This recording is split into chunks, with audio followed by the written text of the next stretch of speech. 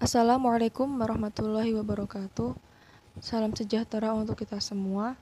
Perkenalkan, saya Happy Nur Andini dengan NIM 12630521244. Di sini saya akan menyampaikan terkait materi yang berjudul Teori Landasan Belajar. Pertama-tama, apa sih belajar itu? Definisi belajar menurut Smaldino dalam Prawiradilaga menyebutkan bahwa belajar adalah proses yang terjadi ketika seseorang berpikir atau bertindak dengan berbeda. Belajar dapat didefinisikan sebagai suatu usaha yang dilakukan oleh seseorang untuk memperoleh suatu perubahan tingkah laku secara sadar dari hasil interaksinya dengan lingkungan. Sedangkan dalam teknologi pendidikan, memandang proses belajar sebagai suatu peristiwa internal karena terjadi di dalam diri siswa. Sebagai suatu peristiwa internal, dibutuhkan instruction sebagai faktor eksternal yang dapat mendukung dan memfasilitasi proses belajar tersebut. Para ahli psikologi cenderung untuk menggunakan pola-pola tingkah laku manusia sebagai suatu model yang menjadi prinsip-prinsip belajar. Prinsip-prinsip belajar ini selanjutnya lazim disebut dengan teori belajar, yang di dalamnya terdapat teori behavioristik, teori kognitivistik, teori konstruktivistik, dan teori humanistik. Teori belajar yang berkontribusi dalam teknologi pembelajaran yang pertama, yaitu teori behavioristik. Teori ini menerangkan bahwa dalam pembelajaran lingkungan berpengaruh terhadap perubahan tingkah laku.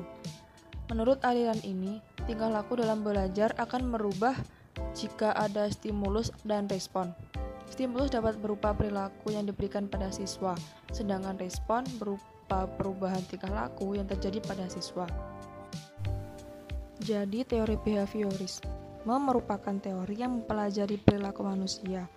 Teori ini lalu berkembang menjadi aliran psikologi belajar yang berpengaruh terhadap arah pengembangan teori dan praktik pendidikan dan pembelajaran yang dikenal sebagai aliran behavioristik. Aliran ini menekankan pada terbentuknya perilaku yang tampak sebagai hasil belajar. Teori behavioristik dengan model hubungan stimulus-responnya mendudukkan orang yang belajar sebagai individu yang pasif, serta menjelaskan apa saja yang diberikan guru dan apa saja yang dihasilkan siswa. Semua harus bisa diamati, diukur, dan tidak boleh hanya implisit atau hanya tersirat. Adapun beberapa pakar yang mengungkap teori behavior, di antaranya yaitu ada classical conditioning dari Ivan Pavlov, yang maknanya yaitu belajar memerlukan kondisi tertentu, yaitu pemberian stimulus dengan teknik tertentu pada situasi tertentu. Dan ada juga systematic behavior dari Clark Hall, yaitu belajar terjadi karena adanya kebiasaan tertentu yang menjadi variabel penyala. Selanjutnya yaitu teori kognitivistik. Teori ini beranggapan bahwa proses belajar bertumbuh pada kemampuan otak manusia dalam berpikir, dan pemikiran seseorang adalah hasil interaksinya dengan lingkungan. Gretler dalam Prawiradilaga mengatakan bahwa aspek belajar kognitif tidak menyebutkan tentang bagaimana hasil belajarnya, melainkan bagaimana siswa membentuk pemikiran yang subjektif dan terstruktur. Sehingga menurut teori ini, belajar dihasilkan dari proses berpikir. Istilah kognitif berasal dari kata cognition, yang berarti knowing atau mengetahui, yang dalam arti luas berarti perolehan, penataan, dan penggunaan pengetahuan.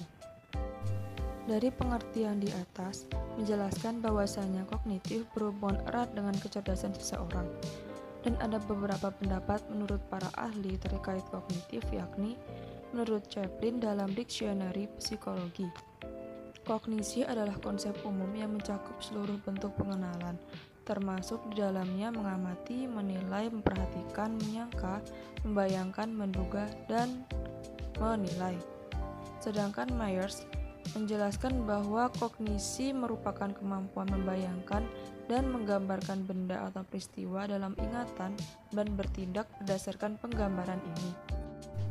Di antara tokoh dari teori kognitivistik, yaitu ada Piaget yang mengemukakan mengenai logika alami dan penalaran, bahwa kecerdasan seseorang bersifat aktif, dinamis, berkembang, bertambah, dan berubah yang dipengaruhi oleh 4 faktor, yaitu lingkungan fisik, kematangan pribadi dan kronologis, pengaruh sosial, serta proses pengimbangan.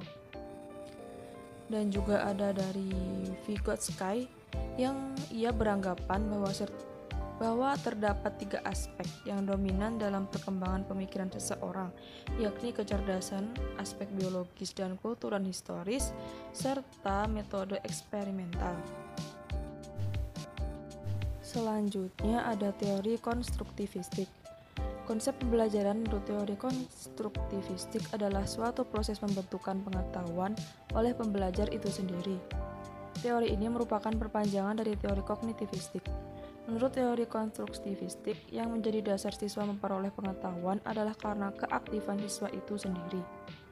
Oleh karena itu, proses pembelajaran harus dirancang dan dikelola sedemikian rupa sehingga mampu mendorong siswa mengorganisasikan pengalamannya sendiri menjadi pengetahuan yang bermakna. Agar siswa sendiri itu memiliki kebiasaan berpikir, maka dibutuhkan kebebasan dan sikap belajar. Jadi bisa diambil kesimpulan dari teori ini adalah sebuah teori yang memberikan kebebasan terhadap manusia yang ingin belajar atau mencari kebutuhannya dengan kemampuan menemukan keinginan atau kebutuhannya tersebut dengan bantuan fasilitasi orang lain, sehingga teori ini memberikan keaktifan terhadap manusia untuk belajar menemukan sendiri kompetensi, pengetahuan, atau teknologi dan hal lain yang diperlukan guna mengembangkan dirinya sendiri. Jadi bisa dikatakan juga bahwa dengan teori ini, siswa dapat berpikir untuk menyelesaikan masalah, mencari ide, dan membuat keputusan.